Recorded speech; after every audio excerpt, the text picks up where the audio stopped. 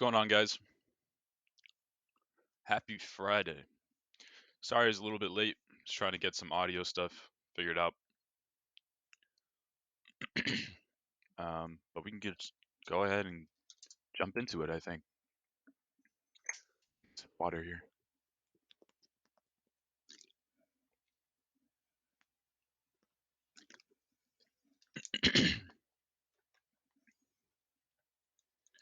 All right. So, daily time frame for Bitcoin. Still kind of just working with this level to level analysis, really. And to keep it stupid simple, level to level, 52.5K is our daily level that we're working with. Currently, the range of daily levels is 52.5K and 59K. Those are the two daily levels that we're working with. If we lose this daily level, now the daily level to level analysis is now 52.5K and 47K, right? On a daily time frame. So we have 4-hour supply zone here, we have 4-hour demand zone here. So when you zoom in, there's further levels that you want to look into. But as for the daily time frame, that's what we're working with, right? So really stupid, simple, easy analysis. We are currently uptrending on the daily time frame, which means up is the expected trend. Uh, um, Up is the expected direction for price action, right? And really, our market structure doesn't help us due to the simple fact that our most recent higher low, because we said, this is a downtrend on the daily doesn't necessarily mean bear market, zero, anything like that. But you would have to downtrend on your daily in order to do all of those things. So we're saying downtrend, downtrend, downtrend, lower highs and lower lows. Finally, we create lower high, higher low, higher high, right? This is all one move upwards, all one leg in the form of a higher high. Once you crack here, you kind of just didn't stop, you just kept going. So now our market structure analysis is just, hey, you need a higher low somewhere higher than 40.6K. Right? If we say that, then that's useless to us. That does not help us. The only thing that I just told you is you need a higher low on your daily somewhere higher than the next negative 25%. Right? So we can kind of zoom in and make more sense of things and say, if we lose this 47K daily region, we're unlikely to find any sort of higher low, right? And keep in mind, we have 4-hour 200 moving averages also in that zone, right? So at that point, we would be unlikely to find a higher low in the daily, which would mean we likely head back down to 40K once again, right? And then lose 40K. Same exact analysis that we had back here. 40K is a major weekly demand zone, I would even argue. You lose 40K, then now you're threatening to see the next major level of support, and that would be 30K once again. So we take things time frame by time frame. Obviously, a lot of things have to happen. The current daily levels that we're working with are still 52.5 and 59, right? You break below, now you're working with 52.5 and 47. So again, zooming in, you see more levels. So let's go ahead and do that. Right? Currently, our 4-hour market structure is still bullish. This was flipped into an uptrend and it hasn't changed since, right? This is where we acknowledged the flip in our 4-hour structure. Keep in mind, we also acknowledged it back here, but it didn't hold as much merit as we didn't flip any sort of key level at this point, right? Remember, our hourly 200 moving averages are doing this. So even though our 4-hour market structure was bullish back here, we said, yeah, we flipped the trend bullishly, but we haven't reclaimed any key regions. We're still below those hourly 200s. We're still below this 44.5K supply zone. So what did we really do? We didn't do anything significant. Back here, we said, hey, we have a 4-hour market structure. We know that. We're not doing anything significant. We're not doing anything significant. Oh, wait, we flipped our hourly 200 moving averages, right? So now this is becoming significant. This move upwards is starting to look um, more likely to be something bigger than any other of these moves upwards, right? Any other bounces that we got throughout that region. So we continue, we say, we know that we just reclaimed this level and we already knew that we had a bullish market structure on the 4-hour chart. This 4-hour is implying higher highs and higher lows here just as much as it was here, just as much as it was or is right now, right? So when we ask ourselves the very simple question of has anything changed? The answer is no.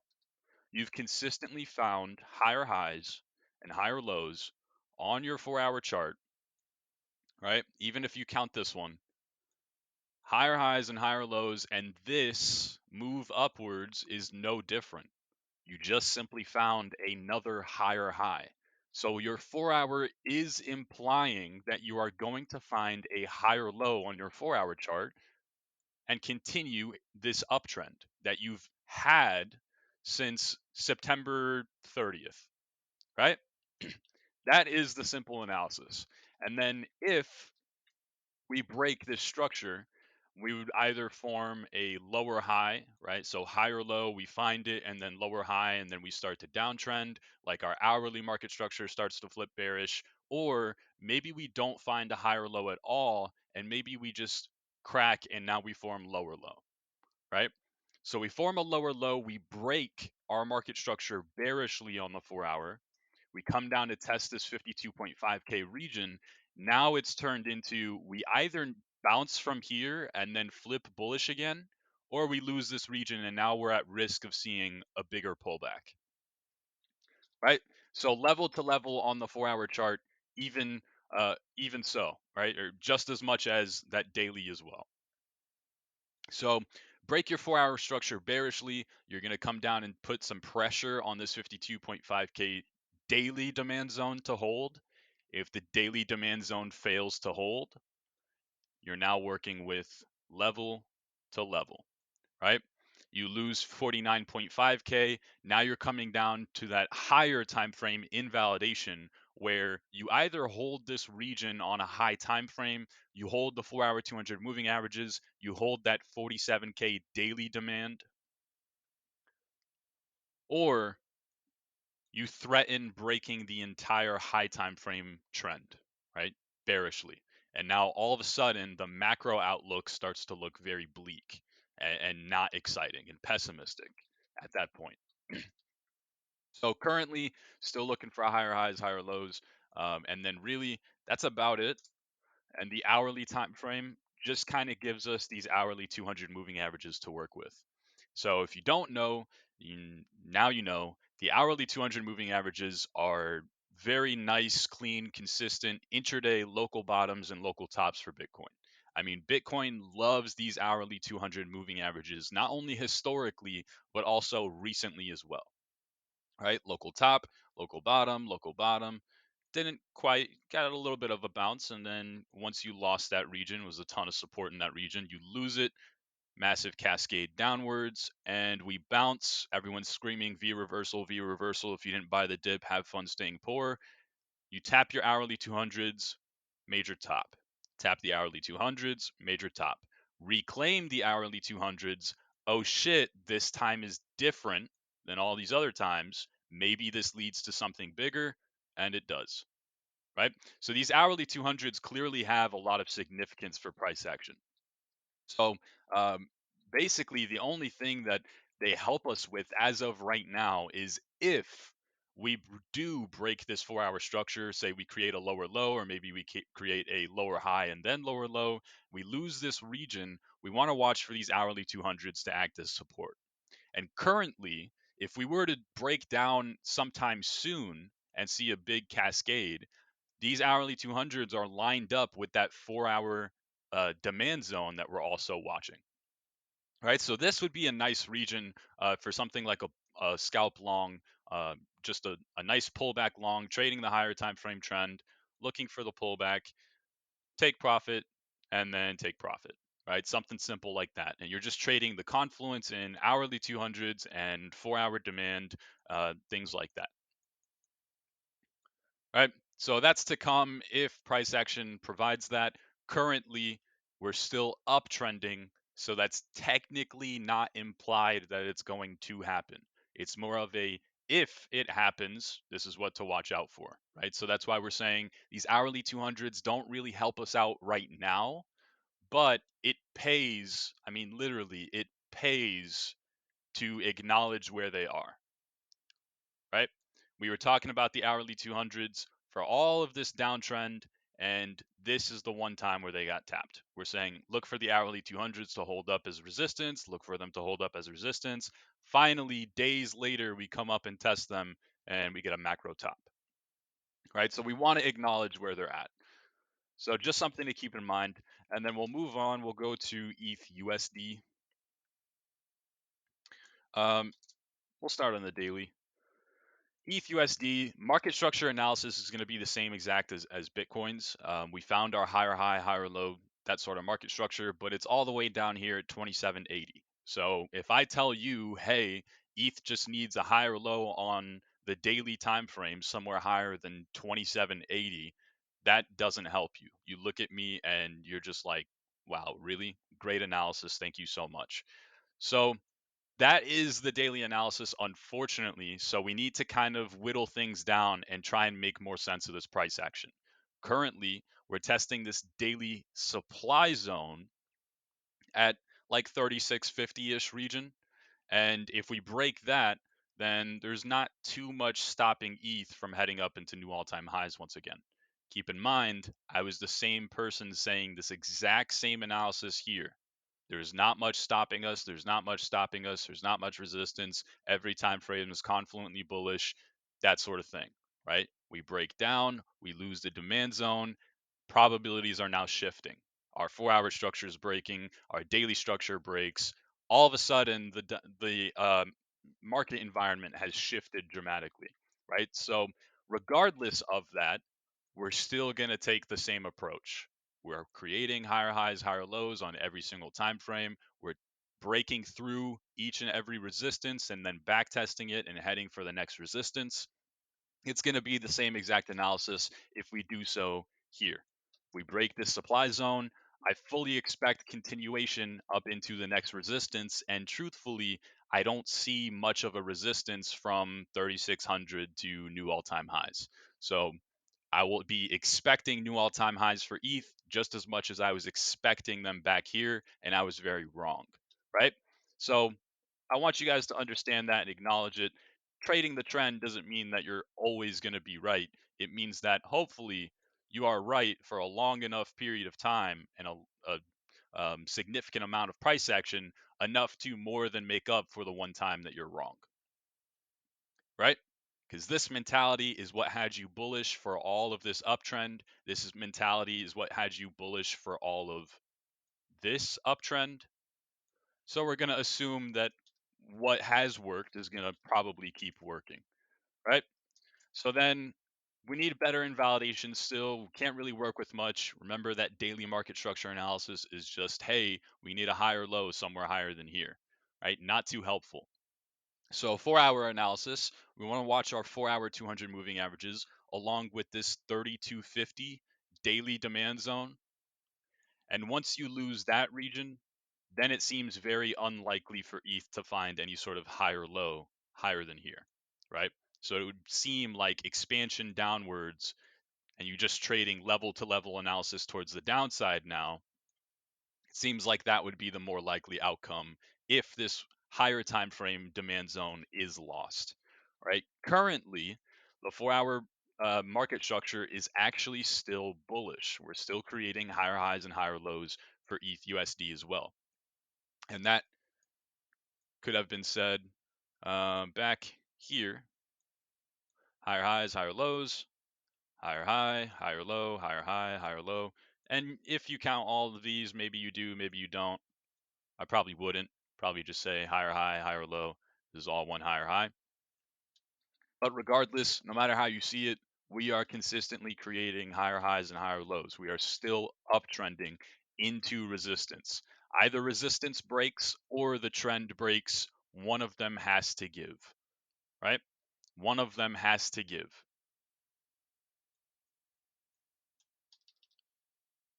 So moving forward, we know that this is the general region we want to take note of on a high time frame, and zooming in more than that, trying to help ourselves even further. The hourly 200 moving averages have been pretty nice for ETH USD as well, right? Um, Consistently being used as local tops, local bottoms. A little bit of a fluke here. Didn't really do much. Tapped this resistance and then lost the hourly 200s. And then this was just as much of a macro top as this was. And this was a local bottom, right? Reclaiming them, consolidating along them, getting their momentum shift neutral, even slightly bullish, was the one time that signified this is different, right? Regardless of this time or this time. So want to keep an eye on these hourly 200s for ETH as well. I would assume that just like Bitcoin, if we pull back down into them, we might see a nice little uh, scalp long opportunity. Something like this hourly supply zone, and maybe the hourly 200s are pulled up into that region as well. We see a nice little pullback. We get look for scalp longs in that region. Maybe something along these lines, right? Take profit, take profit. So again, just kind of looking for if certain things happen, not necessarily expecting it to happen, right? Resistance is resistance. The trend is the trend. One of them has to give way. So either we break through this resistance and it would seem likely that we head up to our next resistance level. On the 4-hour, that is that 3850 region. It's not on the daily chart because it's not really relevant for the daily. It's more of a 4-hour zone. And if we break down, we lose this trend on the lower time frame. Let's say maybe we're using our 15-minute 200s as local bottoms for our hourly, and we are.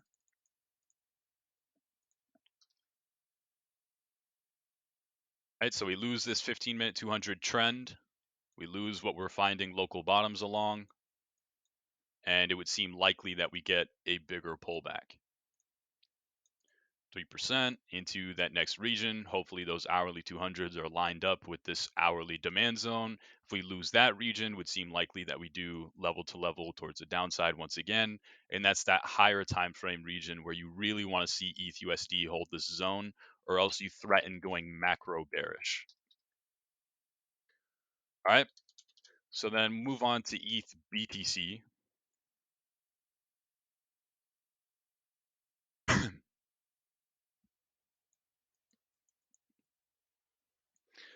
ETH BTC on the daily chart bounced from this daily demand zone, and it looks like retesting daily supply zone now. So we're bouncing. Great, makes sense. Support is support, and it makes sense to bounce from support. On a higher time frame, I would be cautious getting overly optimistic on ETH BTC until we reclaim these 4-hour 200 moving averages.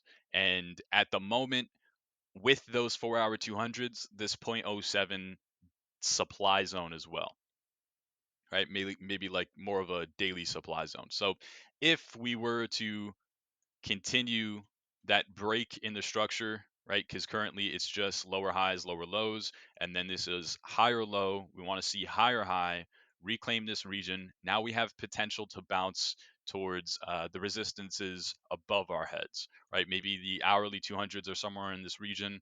If they're not, we can look for those 4-hour 200s to get tested. And if those 4-hour 200s get reclaimed, right? We get their momentum going sideways. We reclaim this daily demand zone as well, reclaim those 4-hour 200s. Now you're threatening macro bullish on ETH on a higher time frame. Now the probabilities have heavily shifted, right? We go from a tiny little snowball to a full snowman, right? Where it becomes very hard to deny all the bullish arguments that are being put in front of you. And in the meantime, the trend is expected to remain the trend, right? And these macro resistance levels that have held up as major tops are expected to continue acting as major tops. But doesn't mean we can't trade the lower time frame price action, right? So hourly 200 moving averages have been pretty solid for ETH BTC as well, consistent local tops and local bottoms even. And so if we continue breaking this structure, if we reclaim this region, might see a little tiny push up into these hourly 200s again. I would think that if you reclaim these hourly 200s, you probably see an extended move up into that higher time frame region where those 4-hour 200s and this zero point zero 0.07 daily supply zone is residing, right? So you have tiny test, big test. And once you complete both of those tests, you're macro bullish once again.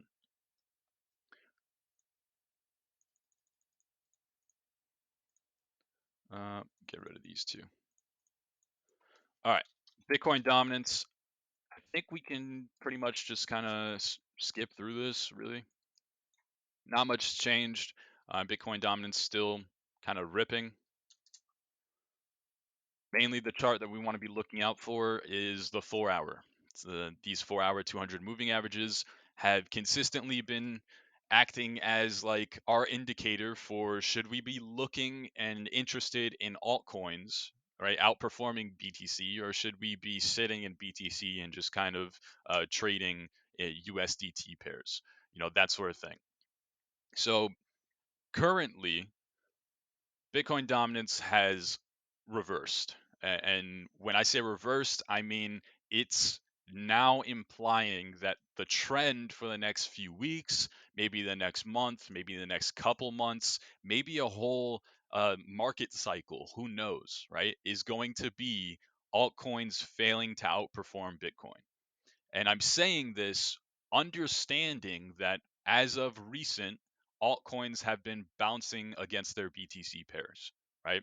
We are seeing a tiny little pullback and altcoins are seeing relief bounces. I'm talking about the outlook for the next few weeks to potentially months. That's what I care about, right? Not trying to trade the tiny little bounces or outperformances in between. Obviously, there's always going to be outliers. Strength is strength, and typically a flawed sort of outlook on the market or a flawed perspective on the market is this altcoin, whatever it may be. Let's say Phantom, right?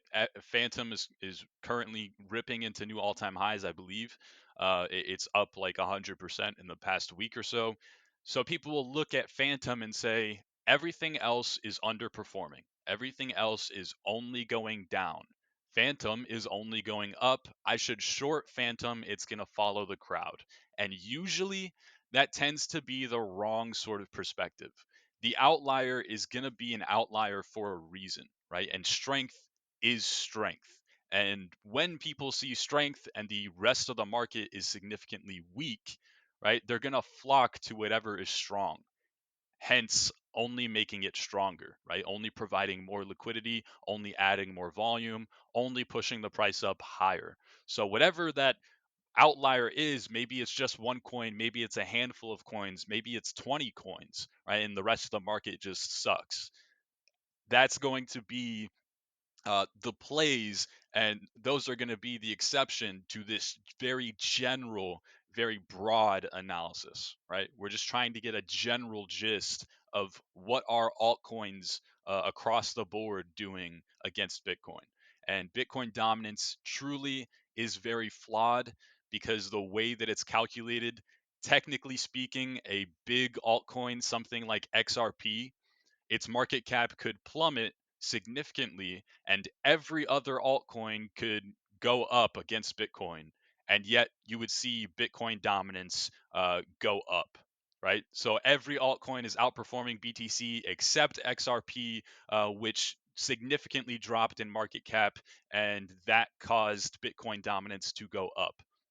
So it's a very flawed chart, hence why some people say that it's not really too significant.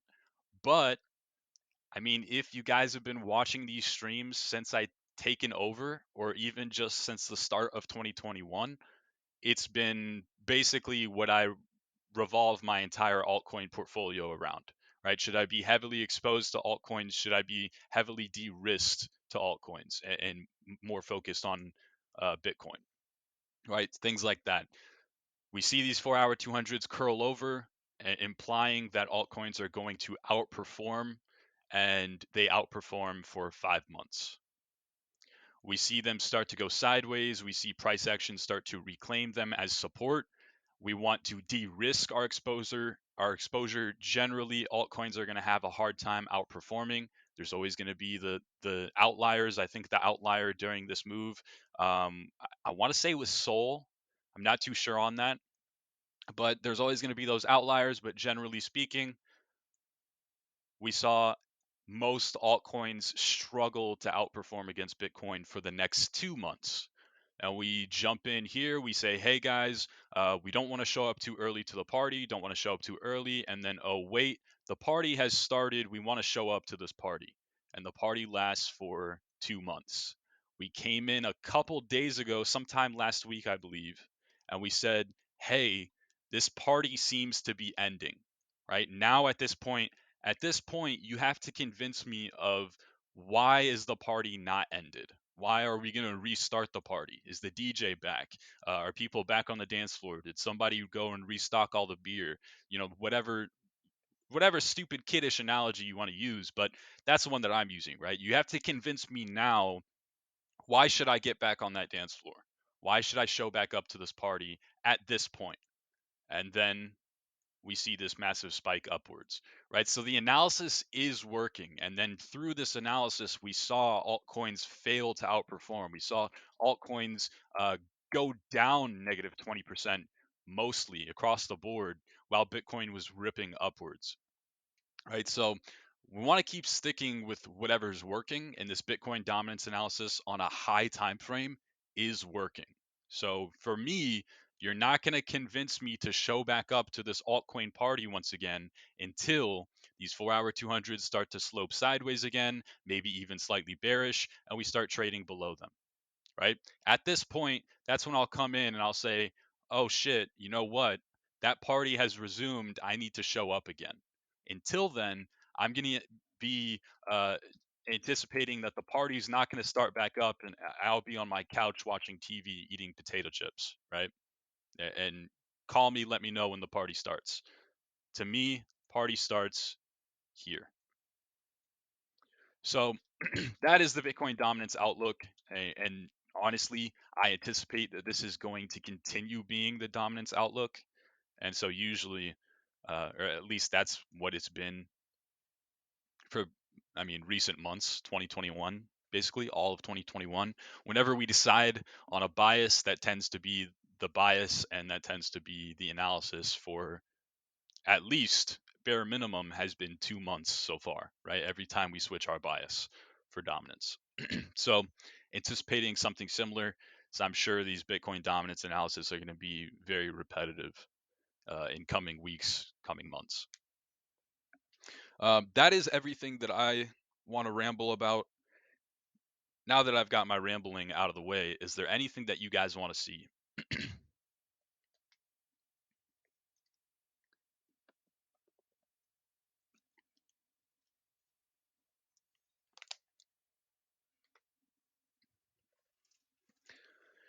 Speak now or forever hold your peace. And if you are server muted, or if personally muted you and I can't hear you, just let me know and I can unmute you.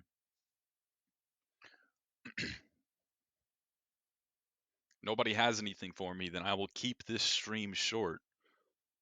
Want one? All right. One USDT. This is price discovery, isn't it? Yeah, it is. Oh, look at that. Merrick had a price range drawn, and the price range drawn, this is probably drawn from way back here, to be honest. And it obviously didn't work here, but it's going to be the same exact analysis. We reclaimed, from what I can tell, a very key level. Let's get rid of these, actually. Right, so we reclaimed a very key level. I would have been the one telling you there's not really too much resistance here. There's not too much resistance. I would anticipate price discovery. And when we're in price discovery, I just want to look for these crazy, stupid high fib targets. Right. So I would have been telling you that here just as much as I'm going to tell you that right now. Right. That is the analysis for me. And that's honestly the analysis that has me bullish on one for all of this uptrend. So when I am wrong, when we come down, we lose this demand zone, it doesn't really matter. I should be fully allocated and expecting uptrend on the way up, anyways. And the same thing here. We're forming higher highs and higher lows on the daily. This is clearly an uptrend. We flipped some key levels. So the same analysis that has me bullish right here, right now, even if this is a major top, right, a market cycle top, that analysis that has me bullish at a market cycle top potentially is the same analysis that had me bullish on the way up to this new price discovery that we just saw. So I'm going to keep rolling with that analysis. And really the only thing that I can tell you is I can give you pullback targets to add or position yourself if we pull back. And I can give you these crazy, stupid high fib targets for if we just keep ripping into price discovery, where would I be looking to take profit at?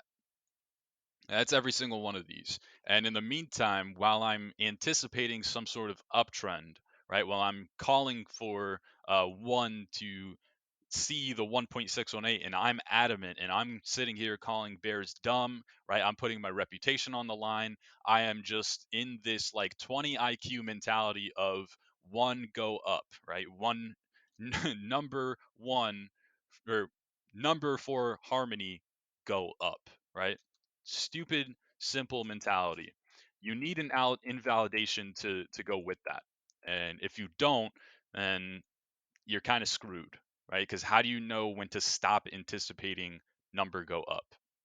This is uncharted waters. Nobody knows when this ends. I couldn't have told you that this was a top anymore. I can't tell you that this is a top any more than I could have told you that this would have been a top, right? This is crypto. You need invalidations. You need something to let you know when to flip bias.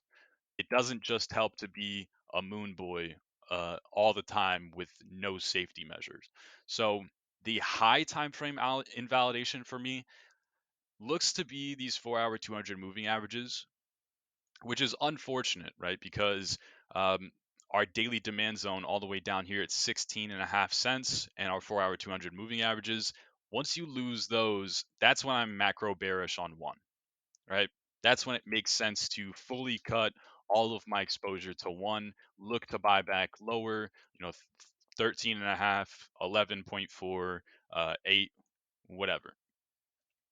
In the meantime, you take a look, try and find a more local trend to know, hey, if I don't see this 1.618, when do I know to take some profit off the table for this leg upwards, right? So that I'm not putting myself in a position where I'm potentially just holding for an entire top, right? And then we come down to my invalidation, and now we're 30% away from my from the recent run upwards, right? And miss out on all that profit. So I'm gonna look for a more local trend. I can't promise that I will find anything. But really, I'm just going to look for hourly 200s. Those are not helpful right now. I would say that they will be helpful if we see them pull up. All right, so in the next day or two, if these start to pull upwards and then one kind of breaks down, that's going to be a nice invalidation for me. That's going to be screaming, hey, take profit, because we're likely to come down and test your higher time frame invalidation. Right? So from your higher time frame invalidation, you either hold that, and that's a macro bottom before you continue your price discovery run upwards, or your invalidation comes into fruition, right? And if you didn't take profit here, if you didn't take profit on the way up, you're now looking to take profit here, and maybe that's not even in profit for you. Maybe that's just break even, right? Or maybe even a loss. So don't want that to happen. So the hourly 200s are going to be nice for coming days. As of right now, we need something. We need something to rely on. The 15-minute 200s seem to be pretty solid, right? Consistently used as nice little intraday local tops and local bottoms. So now this is going to be my current invalidation until those hourly 200s start to catch up. And I'm just going to look to play things level by level. Maybe the change between how drastically these are spread apart is enough for me to want to take profit here on these 15-minute 200s and then look for a pullback negative 15% lower into the hourly 200s, right? And then break down below the hourly 200s and pull back another, say, 10% into my high time frame invalidation. So that's what I'm going to look out for. At the moment, I don't have anything for you, unfortunately, just because this ripped so hard that everything is just lagging now, right? And moving averages are a lagging indicator. But hopefully, what positioned you to be exposed to one is all of this bullish price action that happened before it, right? Where you're reclaiming levels, you're reclaiming trends, you're breaking above supports, back testing major support, bouncing, reclaiming the trend again, right? That sort of thing. Reclaiming the trend once again here. That would be my outlook for the next day to coming days. Do I ever look at USDC.D to get an idea if people are leaving in the market? I've not ever looked at that, to be honest. I have a friend who does, and he goes really in depth into it. He's pretty hardcore into that analysis, but I don't really use it. Um, Can you give your opinion about the leverage ratio and the market creeping up to levels where the price capitulated around a month ago, for instance, also may drop, and the likelihood that there is another washout? Leverage ratio in the market. I've never even looked at that indicator.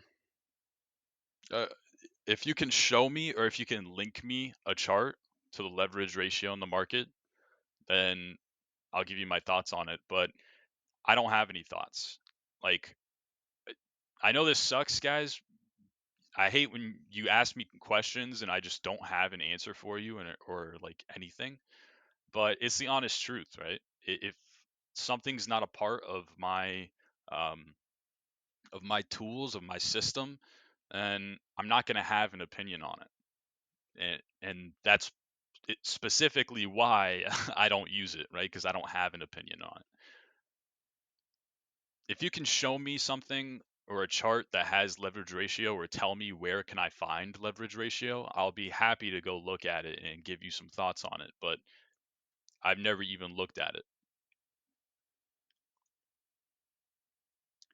And truthfully, the only time that I heard people talk about leverage ratio was like a couple weeks ago when we did drop on Bitcoin. What day was that? This drop. Um, September 7th. That was the first time I heard anyone talk about leverage ratio. I'd never seen those two words on my Twitter feed before.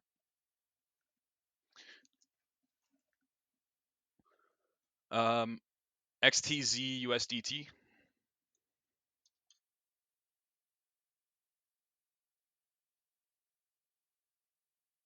on the daily already. All right, so Tezos showing us why fib extensions are so awesome. Uh, I mean, literally, like, guys, this is why I use this shit. Sometimes these magic numbers are just so spot on, it's just insane, right? Our 1.618 held up as a macro top. We break above it. We anticipate the 2.618 to get hit. 2.618 nearly gets hit, acts as a macro top, right? A whole market cycle sort of top for 3 months, 4 months, something like that. We come up into it again. We're uptrending, higher highs, higher lows, right? We're breaking above this region again. We're looking for the next resistance to get hit, and the next resistance to get hit is maybe daily demand or daily supply, sorry. Daily supply at this like 740 region. It's probably marked out on the 4 hour, you just can't see it. And then one after that, break above here, and the 2.618 is the next one to get to expected to be getting hit, right? So once again, acts as a macro top. Let's draw this back.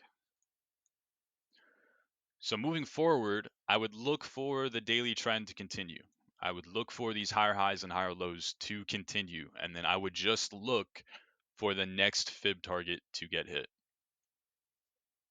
And I would keep up with this mentality until some sort of invalidation to the trend, right? Something on the chart tells me, hey, Mercury, stop looking for the 3.618 to get hit. Stop anticipating uptrend, price discovery, bears are dumb, that whole sort of analysis, and adjust, right?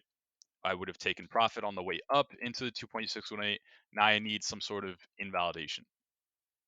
We might use the 4 hour 200s. They're not as clean as I would like them to be. It seems like they were very clean for a lot of this move downwards.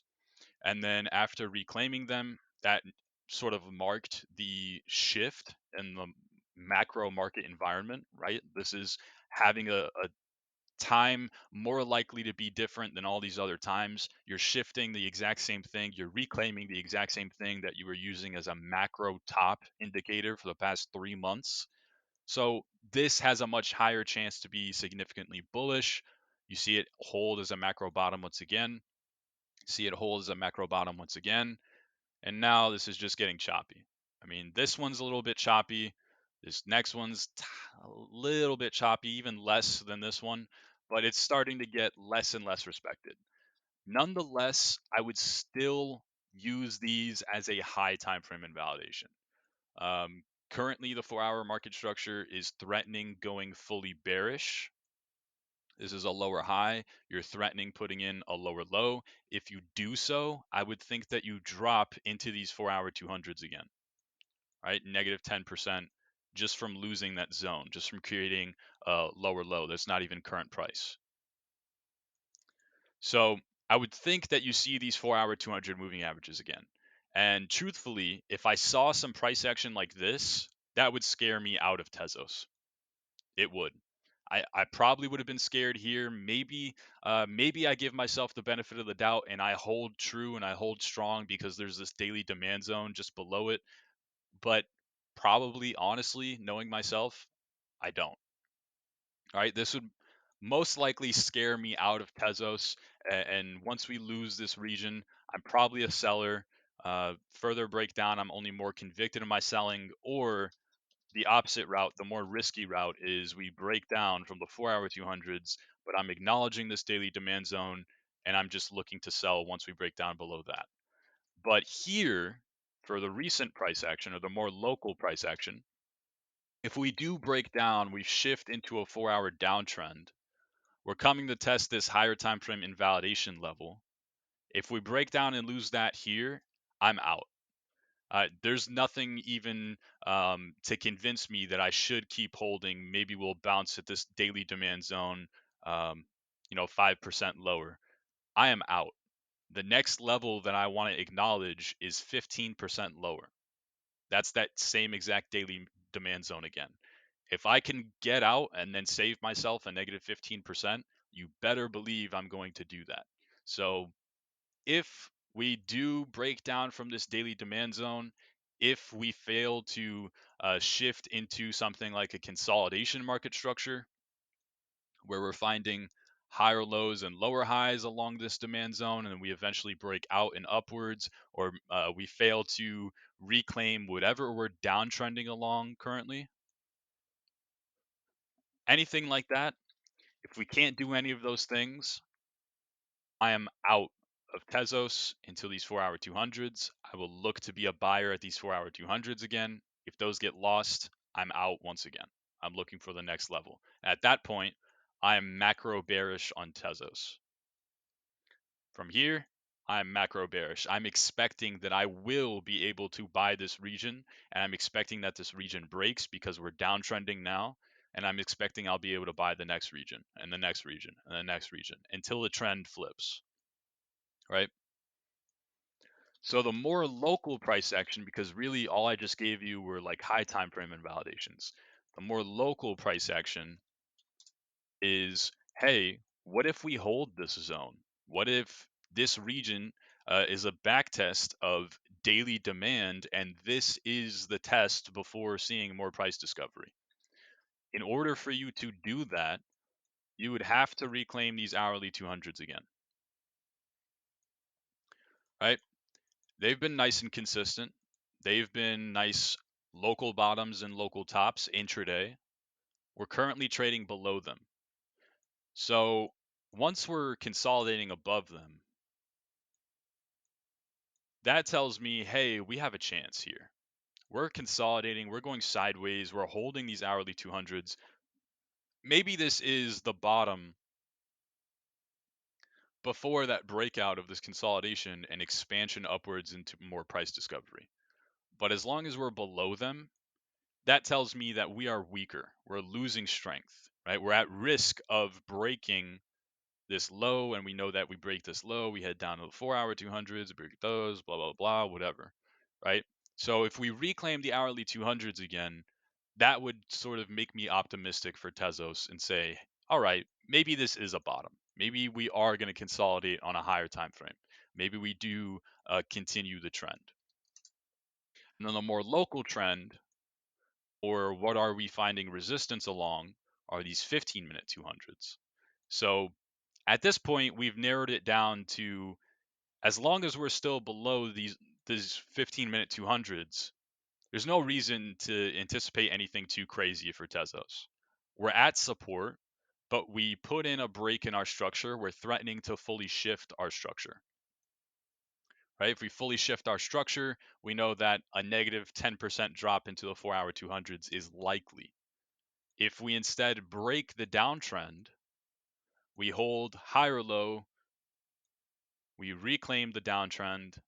This would be likely to be a high time frame test on something like our daily. Oh, let's get rid of these squiggles.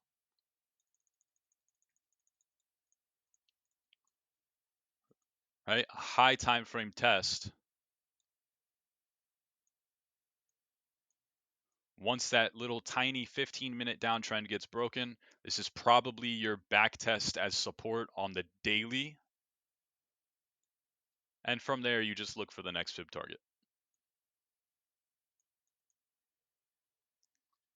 So I know that was long and lengthy, but it really is pretty simple.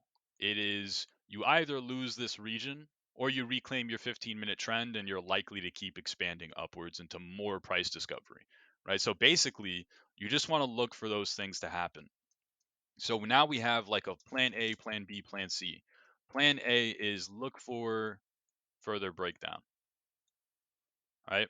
If we do get the further breakdown, then expect here. If we get here, we break down from there as well, expect here. If instead we reclaim the trend, look to get long. This was probably a bottom on the daily time frame. So plan A part 2, and plan B.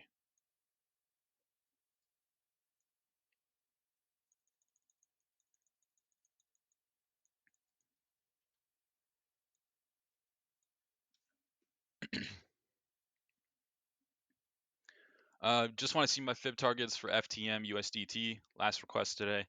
Don't worry about spamming requests or anything like that. If no one else has anything, then feel free. FTM USDT fib targets. This, yeah. So the problem is I would use this fib draw, but I think we're so far extended that every fib target is now deemed sort of irrelevant. So let's just test out that theory real quick. Yeah, so you can see 11.09 is all the way down here at 50 cents. So that fib target or that fib extension draw is no longer relevant. Current one is more local high to the higher time frame low, and then that would have given us 1.618. We saw a ton of breakout through it, but eventually we got that breakdown. So if you're selling that 1.618, you were very happy, right? You are a very happy person selling this 1.618, looking to take profit at price discovery and just kind of asking questions later and looking for a trend to break down. So 2.618 current price really would be my local take profit. And again, I'm selling these fib targets knowing that like more price discovery is likely, right? What are the chances that I sell the exact market cycle top for whatever coin that I'm looking at? It's highly unlikely. We did it for Bitcoin actually, because Bitcoin's 3.618 was like 63.7K. And on the way up, we're saying, hey, we just want to take profit at crazy, stupid high fib targets. But that doesn't mean I was expecting a macro market cycle top for Bitcoin, right? I'm not expecting a macro market cycle type or top for FTM at this 2.618. I'm not even expecting a 20, 30, 40% pullback. I'm expecting more price discovery. I just want to take profit for the simple fact that you cannot profit unless you take profit, right? And knowing that this is crypto, black swan events happen where they should happen once every 100 years or so. They happen really more like 3 or 4 times a year, right? And if you're talking major black swans, something like negative 60% in a day, that sort of thing, that happens about once a year, right? That's happened literally once every year since 2016.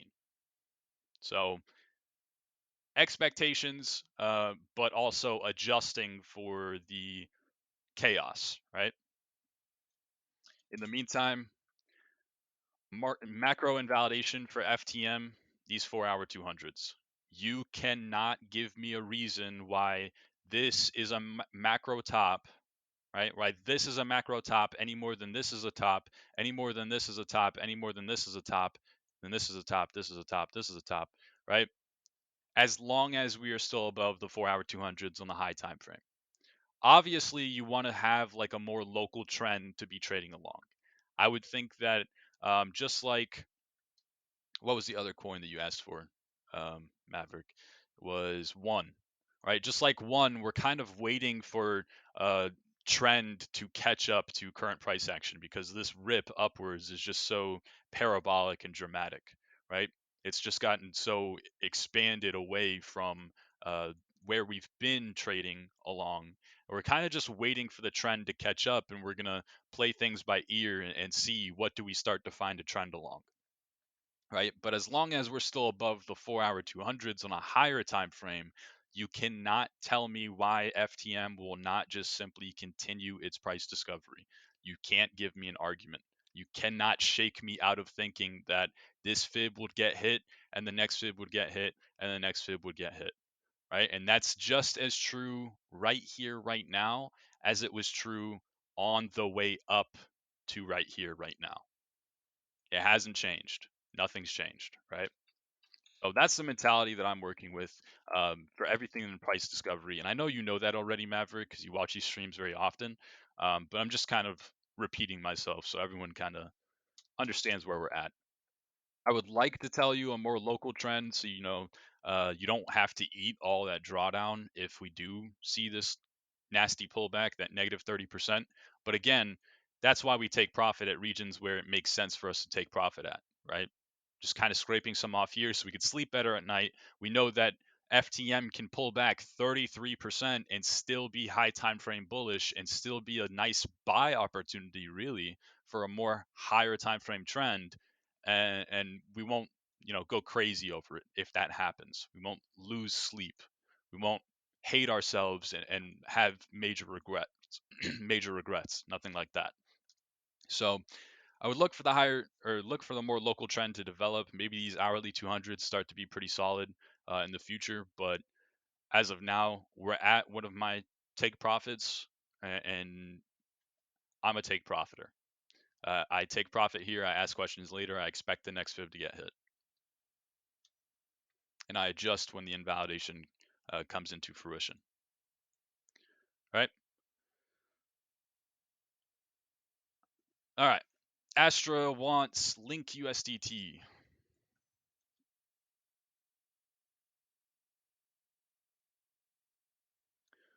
Do.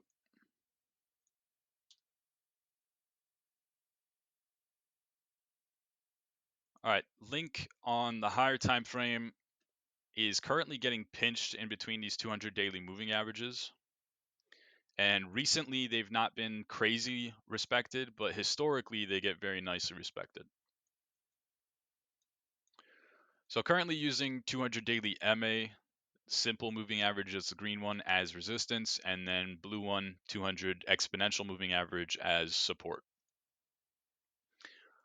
I think any more analysis when we zoom in is kind of just going to be an extension of what we just said, right? Where we're just kind of going sideways, consolidating, pinching, maybe even just ranging, whatever, right? So really, I would want to be looking for a breakout here, and I'm sure we can make more sense of this on something like the hourly, where there's a supply zone here. We can look for the breakout of the supply zone and look for a nice long scalp 10% into the next daily resistance.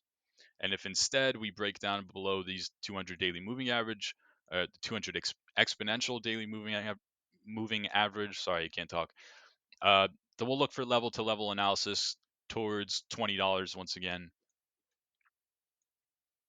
So negative 17% drop. And really, like I said, I think mainly every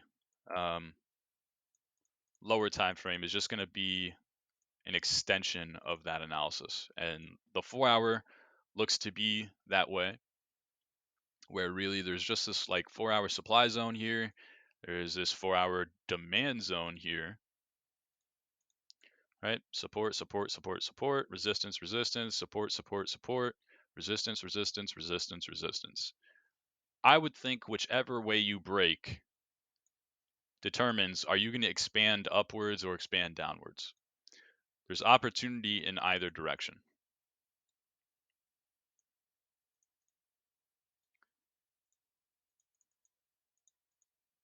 Right? It really doesn't get simpler than that. Currently, this is just chop. This is just we're making you think that we're going to break out. We're making you think that we're going to break down. And really, we are just going sideways. Nothing to see here. There are two things that catch my interest, and we have not done either of those two things. Our hourly 200 moving averages are getting respected. So if those were to get lost, now I'm leaning more towards a breakdown, right? Now I'm leaning towards hourly 200s are lost. We probably see range lows again. If we see range lows again, we don't have those hourly 200s as confluence, right? Confluence and support. So maybe those break down. And if those break down, we probably test this daily demand zone. If we're downtrending, maybe that demand zone doesn't hold, right? So breakdown, breakdown, breakdown. Until then, we're still holding on to those, so I would anticipate range highs get tapped again. If we break above range highs, I'm looking for that 10% expansion up into the next daily resistance. And that's a nice, quick, easy analysis on Link USDT.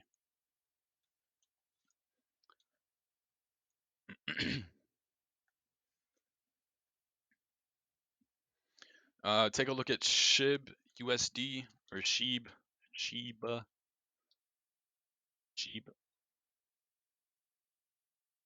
the fake Doge. I gave you an on-demand TA chart, but really, I don't have too much for Shiba, and I'm being really honest here. Not even sure what this fib is irrelevant. Not even sure what exchange to be using. Do we want to use this high? Maybe. All right, so a ton of different ways that you can do this. If you're doing the like this wick all-time high, which usually I don't, see how different is it? Pretty different. All right, we'll use the wick all-time high. I'm not sure what exchange to use, honestly. I don't know where Shiba was listed first. But if you're using this wick on Binance, then we tapped the higher time frame 0.618. That is the ideal macro top for a move upwards into expansion. So meaning if you reclaim this region, then you should anticipate price discovery. And if this is the fib target you're going to be using, then these are the fib extensions that I would be using. Go back to that FTX chart, and this is the one that I sent you in on-demand TA channel. Using the more local fib, and the only reason that I'm using this local fib from the local high to the local low is because I don't know what fib I should be using. That is my honest answer. I really don't have any clue. And so, really, the analysis that I came to a conclusion on was we have supply here, we have support here. If we break down from the support, I probably don't want to be in Shiba. Right? This is starting to look like a big market cycle top. This is starting to look like a complacency bounce.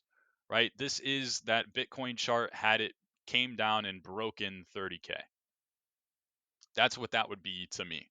And so that to me says get the fuck out. Right? If we break above this supply zone, we reclaim it, then these are the local fibs that I'd be working with. So either way, you fall into the same mentality. This is really the analysis that I would be working with right now because it's more relevant with the local price action, obviously.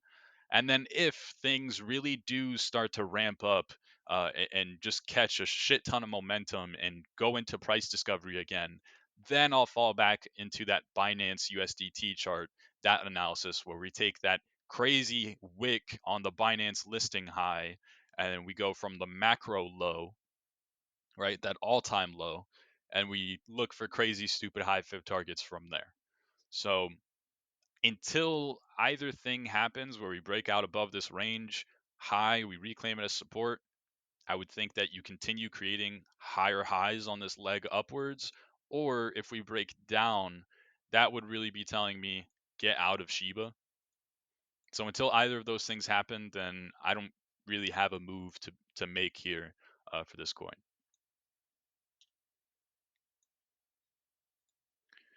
All right. ANC USDT. Okay, bunch of requests. Try and fly through these. If I spend 30 minutes rambling on each one like I usually do, we'll be here all day.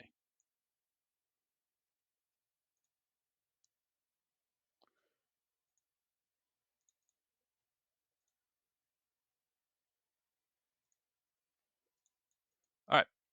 Real quick, easy, simple, and let's pull out this fixed range volume. Let's see if it agrees. Yeah, not bad. I don't hate it. I like my gray boxes though. I'll stick with that.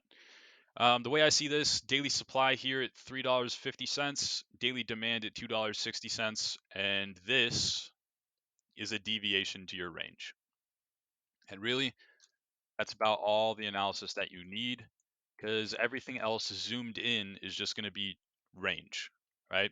This is range high, you sell this. This is range low, you buy this. You buy this blindly, you anticipate range highs. You sell this blindly, you anticipate range lows. That has worked for the past 2 months. This is a breakout. When this happens, I anticipate expansion. I anticipate that this is the back test of the range. We're going to see at the very least a higher high, and at the very best a move up over the course of the next couple months or so. Instead, what we got was you break down back inside the range, and now this is a deviation, and we know that deviations towards either side of the range tend to lead to the opposite side of the range once you deviate back inside. And you got that. Congratulations, right? These are range lows again. You blindly buy this. You nearly got range highs.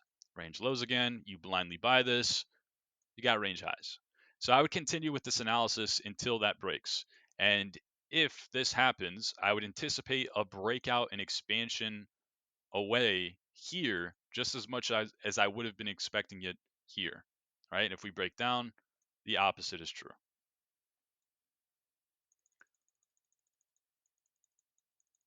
And now we delete squiggles. Takes me 15 minutes just to delete some squiggles. And move on to the next chart. VRA USDT.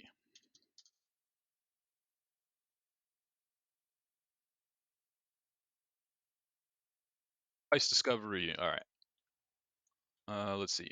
Go from this high, this low.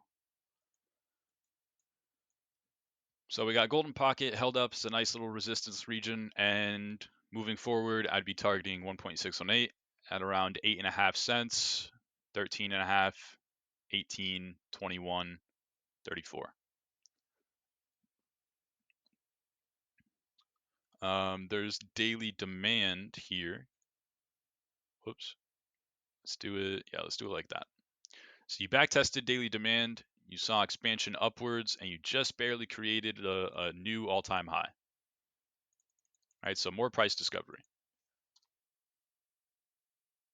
I would like to think that these 4-hour 200s are going to be the macro trend, because historically they have been. So if we start to get pullbacks into these 4-hour 200s again, I'm going to look for them to be something like a macro bottom. Current 4-hour structure is, this is your high or low, your most recent high or low. This is a higher high. If we pull back, going to look for these 4-hour 200s to hold and be the higher low on my 4-hour and be the macro bottom for the new trend that has formed. Right? And the new trend was formed somewhere around here, or even really here once you break out above that daily supply zone again.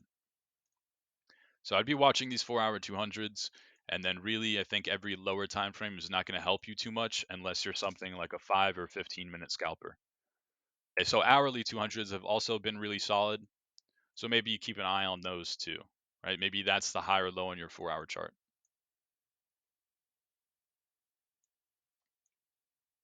So I'd be keeping an eye on the hourly 200s, and I'd be keeping an eye on this general region for the 4-hour 200s if this is lost.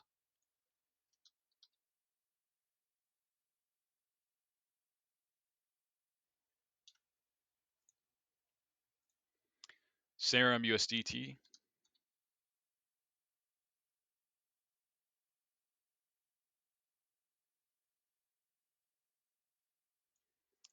gray boxes are different colors.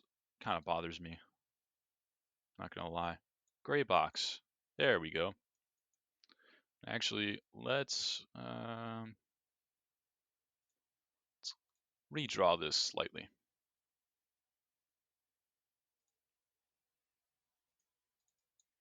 Let's make it visible on the 4-hour, not on the daily. Daily levels.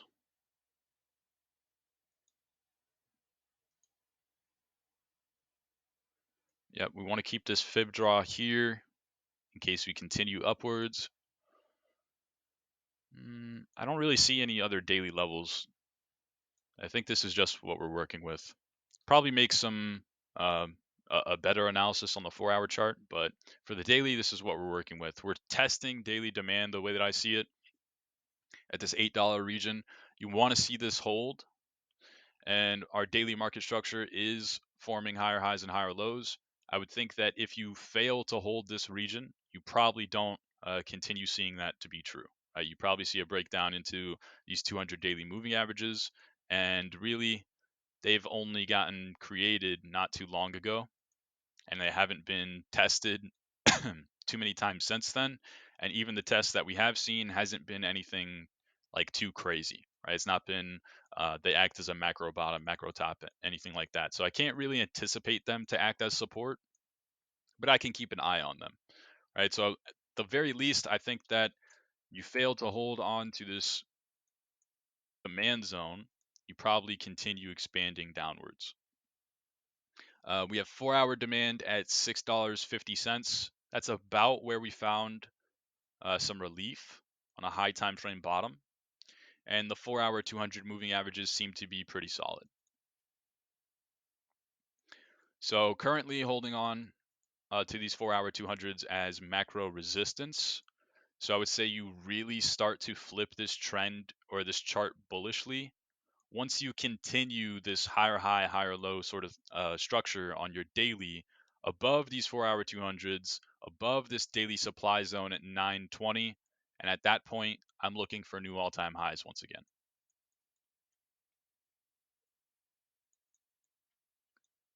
Right? So for a little bit more strength, and by a little bit, I mean a lot more strength, you miss out on current price, you miss out on 20%, but your target is 110% from there even. So why does it really matter, right? And this way, looking for the strength to fall into fruition, you're giving yourself an edge in probabilities, right? We can't go to a new all-time high unless this happens first. So nothing to get any FOMO on, because truthfully, at the moment, this is still very weak. We're testing the support. We are desperately trying to hold on to this as support. If we fail, we're unlikely to find any sort of high or low higher than here. We're likely to come down to this 4-hour demand zone. Who knows? Maybe we lose that 4-hour demand zone, and the next level is probably somewhere around here at $5.20.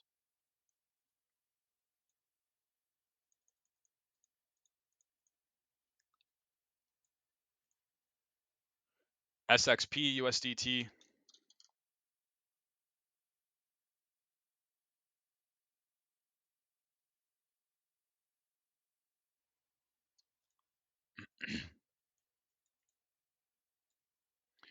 Daily 200 moving averages just got created not too long ago, but are somewhat decently respected. So I do want to be paying attention to those.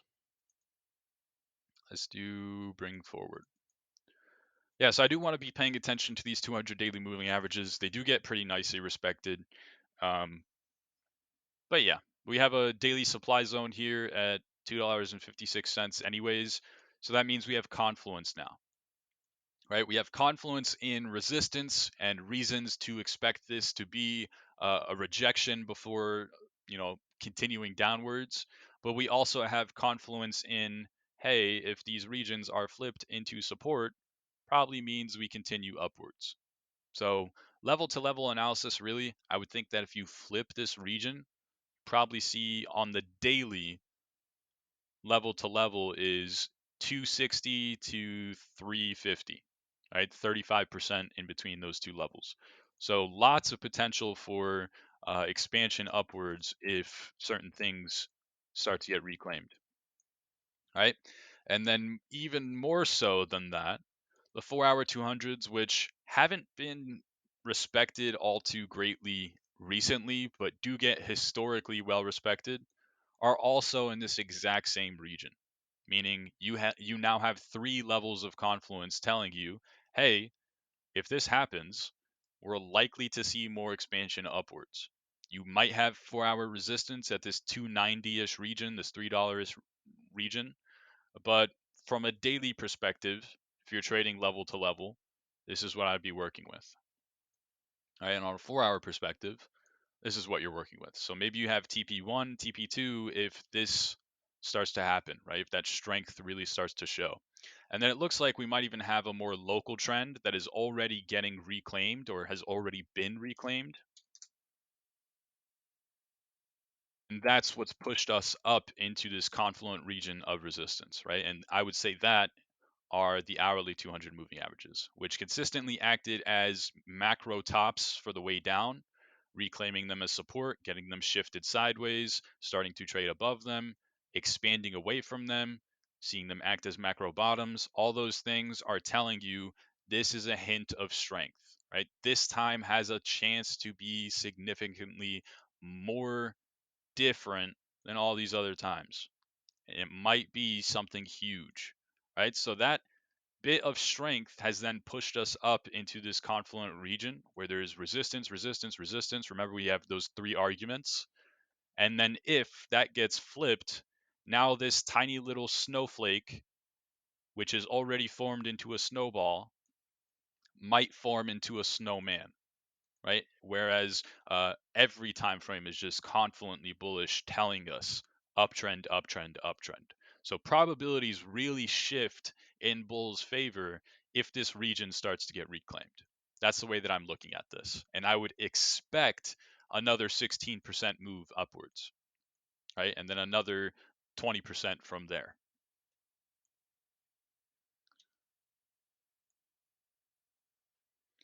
Ray USDT or USD.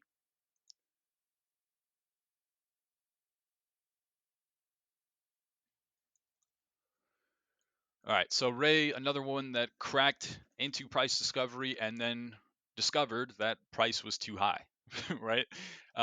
We broke the daily market structure bearishly, and truthfully, we haven't changed that. The daily market structure is still bearish.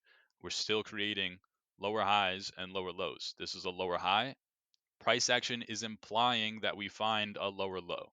The region that I would look for it to find that lower low at would be the next daily support level around $8. Right? So as of right now, the way this daily chart is kind of set up, I'm expecting $8 to get tapped. Expecting it, right? That's what the daily trend is. The simple analysis is you cannot go up into price discovery again until you flip your daily structure bullish.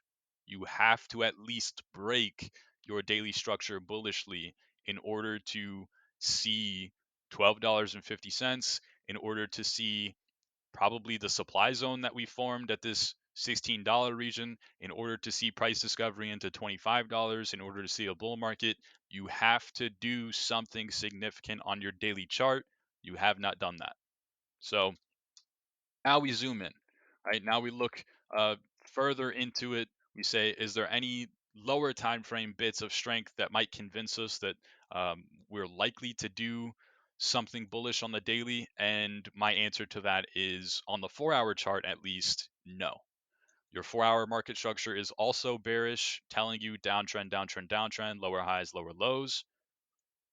So I'm expecting another lower high somewhere lower than here, and I would expect another lower low. If we continue creating this downtrend, I know that I'm looking for this $8 region to get tapped. So I would continue expecting downtrend into here until something changes.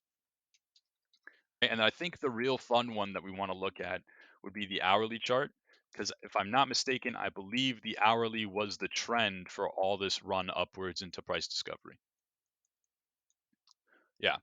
So hourly 200 moving averages consistently getting used as macro bottom, macro bottom, macro bottom. On the way up, you are just smashing resistance, using the trend, maintaining it, breaking the resistance, seeing the next resistance to get tapped. You rinse and repeat that process over and over and over again until eventually you got a slight new all-time high, right?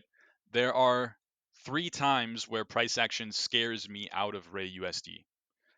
Here, which again, maybe this time doesn't scare me out because we have this supply, or we have this demand zone just barely beneath it. Maybe I hold on and wait for that tiny little bit more breakdown below here, and then I assume the trend has shifted. But truthfully, this price action scares me. The fact that we lost the trend for something that we've been trending along as macro bottoms for the past few months, that tells me, hey, warning sign, right? Red flag, caution. So we reclaim the hourly 200s. Maybe you're still positioned because you're looking for this demand zone to hold. Maybe you're not. We reclaim, we break out above the next resistance, we barely retest it, and we continue the trend as if nothing happened. So again, this was a macro bottom for the trend just as much as any of these other macro bottoms where you perfectly tested the trend. So we continue, right? We see that analysis further play out. You come up into the next resistance, you break it, you back test it, you go into the next resistance. You break it, you back test it, you go up into the next resistance. Over and over and over again. I would also get scared here. This is one where if I didn't sell this time because I was looking for this demand zone to hold, I probably did sell this time, even though this demand zone held as well, right? So we reclaim the trend. It acts as a macro bottom nonetheless. Okay, great. We keep looking for more price discovery now. There's not too much stopping us from heading up into price discovery once again at this point. We reclaim the trend. We test that all-time high. We come back. We test the trend. Higher high. Price discovery. Test the trend. Oh, wait. This scares me again.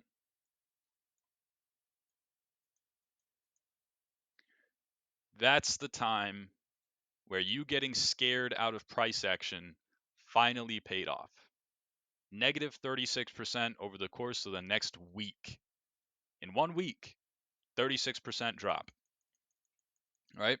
So we've since broken out and reclaimed that exact same trend again after using those hourly 200s as macro bottoms for the run up into this tiny little new all-time high, right, where we just barely crack into a new all-time high. We then start to use the trend that was macro bottoms for the past 3 months as macro tops. And then you reclaim that trend here. So this starts to look optimistic.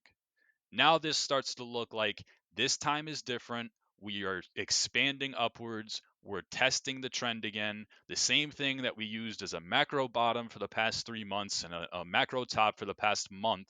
We are reclaiming it once again. Oh my God, Ray is going to run up into 1270, into 16 again. If we break 16, we're off into new all-time highs.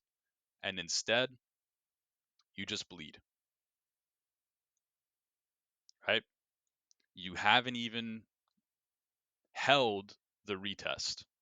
You break down again. You even had confluence in support at these hourly 200 MAs, at your major trend that you were watching for the past 3 months, both as macro bottoms and macro tops. You even had confluence to that analysis, and you bled through it all. That's not bullish to me. You cannot go up without reclaiming this region once again.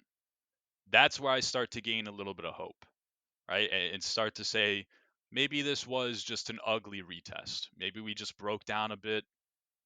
You know, maybe we stopped people out. Maybe the market makers are just mean. Whatever narrative you're going to say.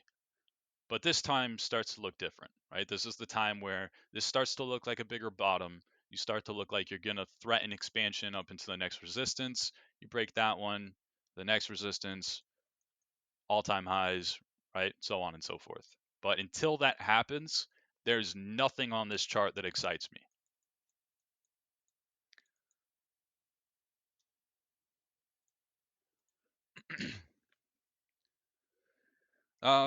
OHM die.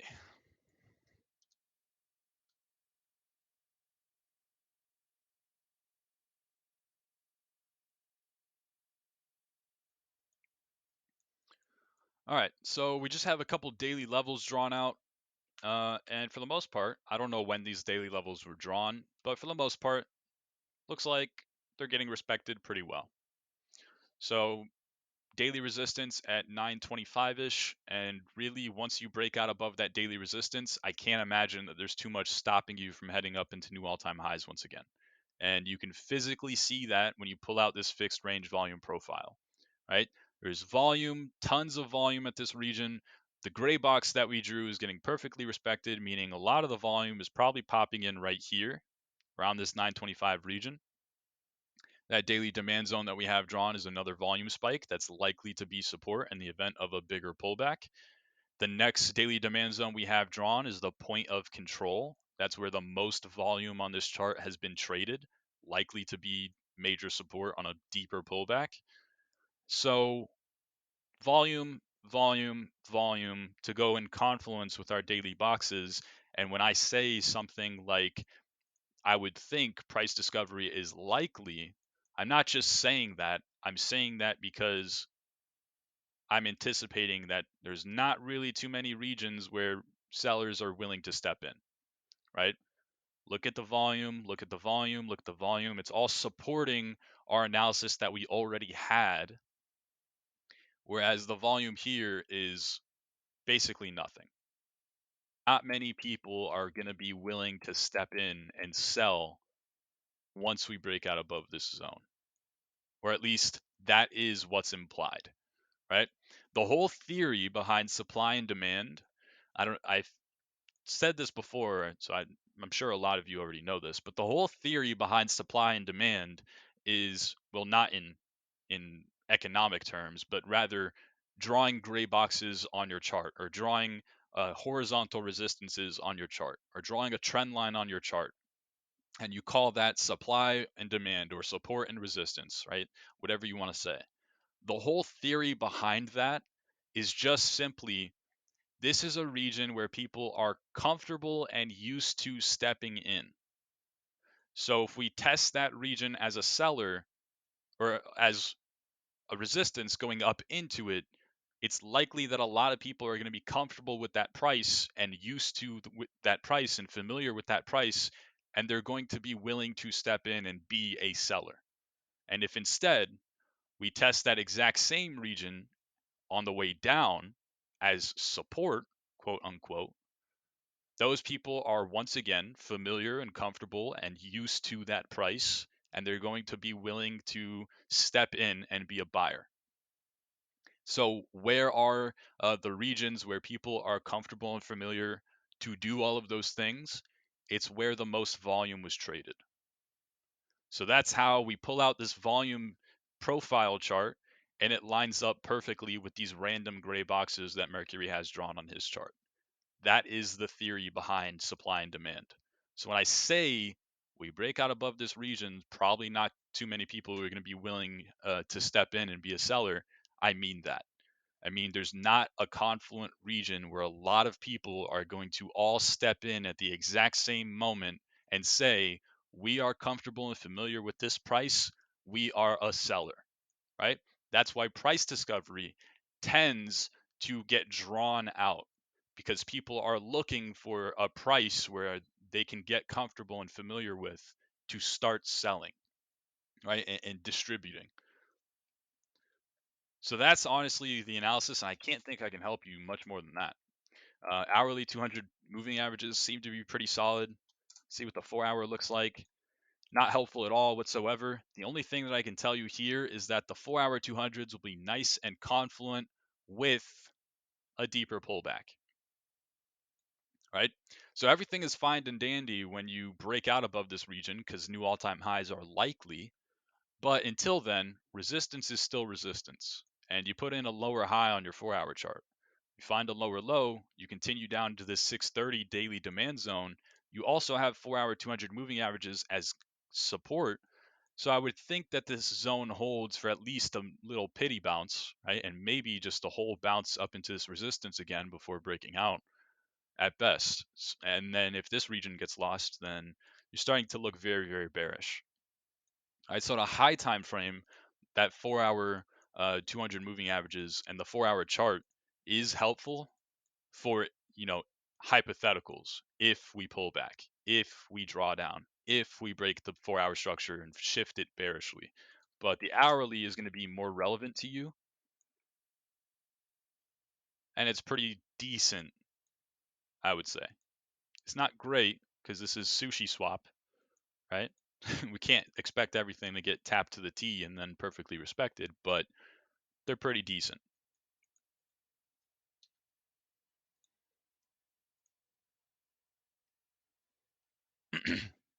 Everyone finally found out how to message you today. That's funny. I don't mind it, guys. I mean, I'm here to do this for you, right? Um, I turned off my DMs because I was getting bombarded, and a lot of the questions were just questions that could have been answered in chat and could have been answered by your peers. So I did turn off my DMs. You have to be friends with me now in order to DM me. It's nothing personal. I still love you guys. If something is personal, just message me in chat and say, "Hey, Merc, can you accept my friend request?" And then you can DM me from there, right? But I was just getting way too many DMs. I was getting overflowed, and then between live streams, market updates, trying to manage my own portfolio, trying to keep up with on-demand TA, trying to answer questions with you guys, and then my other jobs that I have because I am an independent contractor. I work for a lot of different companies, not just Signal Profits. If you didn't know that, it was just getting to be too much. So um, I love you guys. I'm always willing to answer questions and help you out when I can, but I had to turn off my DMs. But I mean, this stuff where you come in and bombard me with on-demand TA requests, I welcome it. That's what I'm here for. That's quite literally what I get paid to do. So please don't feel bad. With that said, is there anything else that you guys want from me before we head into the weekend?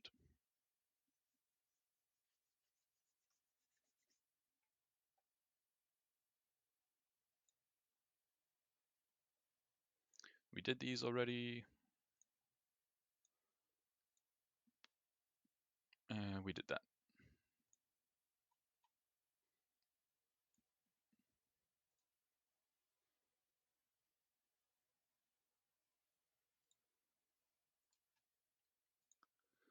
Much appreciated. Thank you guys for coming out and watching these streams. I'm sure a lot of you have better things to do on your Friday than to come watch me ramble, but I always appreciate the fact that you guys do decide to come watch me ramble instead. So I'm going to wait for you guys to finish typing, and if there's nothing else, then we'll go ahead and get out of here. When can we expect stream on site? I'll try and get it posted immediately after, but usually what happens is these streams drag on for like an hour and a half, and then it takes like 30 or 45 minutes for YouTube to process it in HD mode. So, I mean, you should be able to watch it about 5 or 10 minutes after the stream ends, but you're not going to be able to watch it in good quality till probably an hour after the stream ends.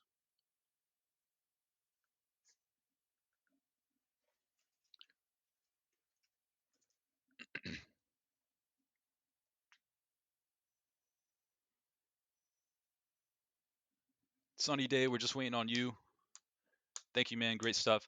Would you apply the same TA to traditional tech stocks? Yes, I do. Great question. My system, the reason why I love my system so much, and this is not me yanking my own chain here or anything, but the reason why I love my own system so much is because it's so simple, stupid, easy sort of analysis. It applies to everything. I could take this system and apply it to Forex, and it works just as well, right? There are certain things where my system does not work. And for that, you have to acknowledge it, right? Part of being a trader is remaining dynamic. If you're static, and static just means you apply the same concept, the same exact analysis, the same theories, the same ideas to every single thing to a dynamic market, which every stock is different, every sector is different, that sort of thing, you're going to fail. You're going to get different results. You're going to get varied results, right? But generally speaking, my system applies to everything. And then when you dig in deeper than that, something like um, that isn't volatile. So let's say I was looking at Home Depot earlier today. I really was.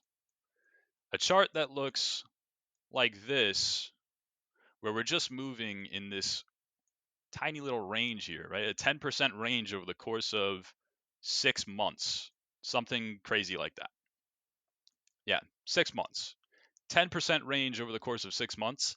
I cannot apply my system to this. It's not something that's going to benefit me. If I go to something like Apple, Apple's a very trendy stock. That works, right? That starts to look a lot better. So you just have to play around with it.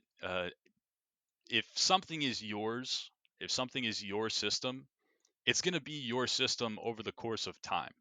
You're not going to be able to just copy my system and then apply it and use it the same way that I use it. You're going to make tweaks to it. You're going to add things to it. You're going to remove from it. And over the course of time, maybe 6 months, maybe it only takes you a month, maybe it takes you 3 years. You're going to start to get comfortable. You're going to start to feel what works and what doesn't work, what um, certain environments you have to adjust to, and what you can just remain static to and apply generally and still benefit you. But that's my answer to that. I do trade traditionals the exact same way that I do my TA for all of crypto. So that's why if you guys ever do have on-demand TA requests or just requests during these streams, that's open to traditionals, forex, whatever else too. Commodities. If you want me to look at corn for you, I'm happy to look at corn, right? But that stuff works. That stuff, I trade it literally. I'm in part of my independent contracting group is this right here, Alpha Traders, where I do send signals for that group, just based off of spot swing trading stocks, and I perform very well. I don't think I've had a losing month yet, and we've been doing that for about a year now, I think. So yeah.